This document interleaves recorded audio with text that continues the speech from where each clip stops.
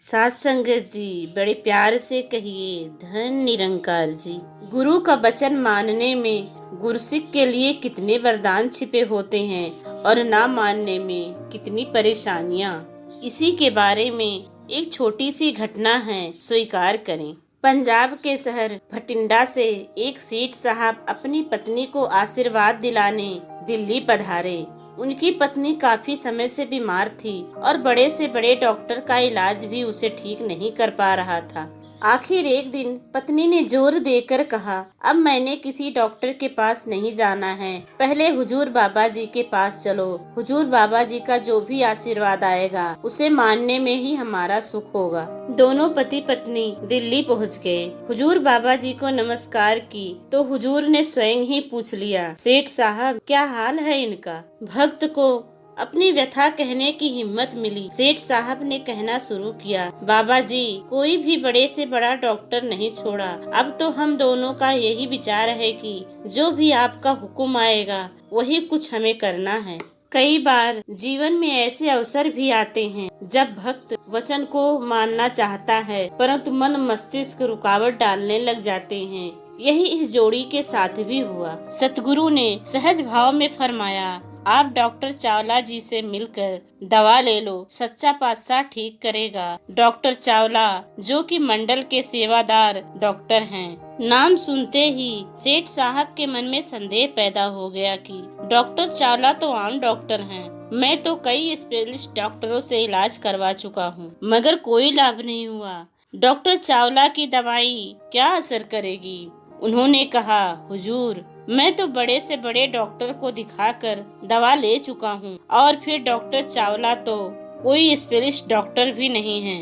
अंतर्यामी सतगुरु मन की उथल पुथल को भाप गए और बीच में ही टोकते हुए बोले, डॉक्टर चावला को साथ ले जाओ, यह आपको उसी अस्पताल में ले जाएंगे जहाँ स्पेशलिस्ट डॉक्टरों की बढ़िया टीम है। सतगुरु का आदेश पाकर डॉक्टर चावला उन्हें एक बड़े अस्पताल में दाखिल करवा आए। वे लोग लगभग 1 महीना दवा दारू और तरह तरह के टेस्टों के चक्कर में पड़े रहे लेकिन कोई आराम नहीं हुआ। पत्नी के दिल की बेचैनी बढ़ती जा रही थी। उसके मन में रह रहकर एक ही बात आ रही थी कि हम भी कितने मूर्ख निकले कि घर से तो यह ठान कर आए थे कि बाबा जी का जो भी आदेश आएगा उसी में हमारा इलाज है, लेकिन यहाँ आते ही न जाने किस मनहूस घड़ी में आदेश को काट कर अपनी बुद्धि को आगे कर बैठे। एक दिन पत्नी ने पति को राजी कर लिया कि इस अस्पताल से छुट्टी लेकर वापस हुजूर बाबा जी के पास चले।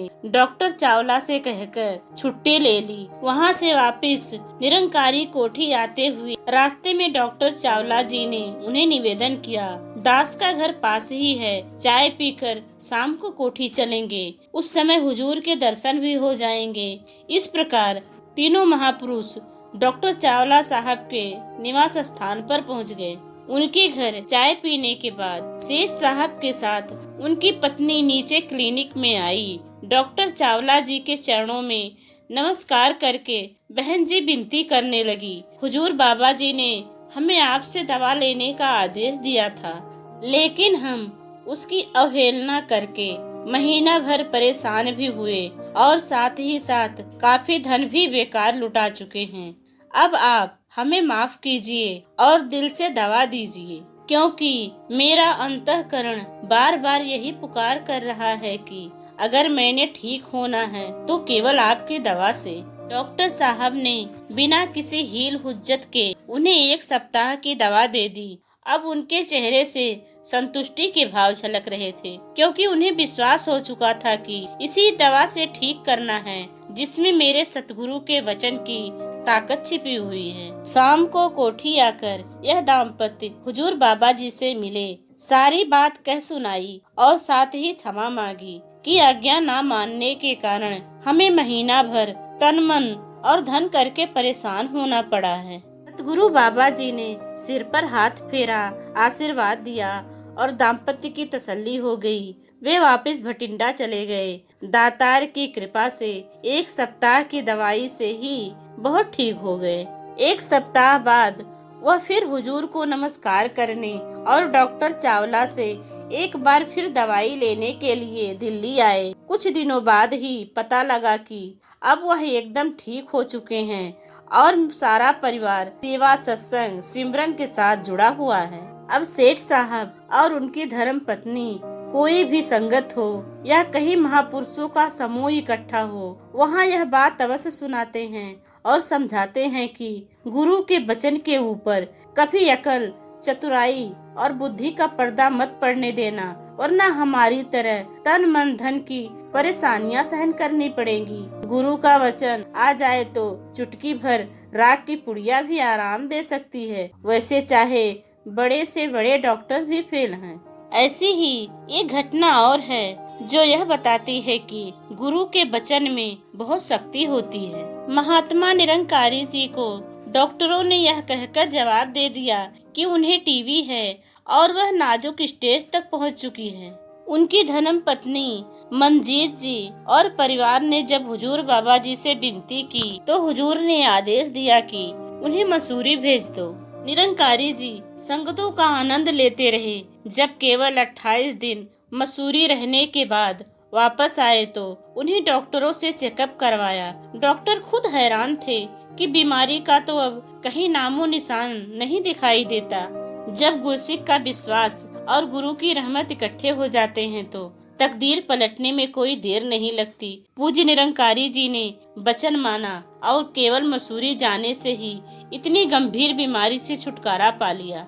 गुरु के वचन को पकड़ने और समझने के लिए गुरसिक का सचेत होना आवश्यक है, वरना कई बार हम इस तरफ ध्यान ही नहीं देते और खुद को खुश करने की धुन में मन मर्जी कर बैठते हैं। यह इस छोटी सी घटना से देखा जा सकता है।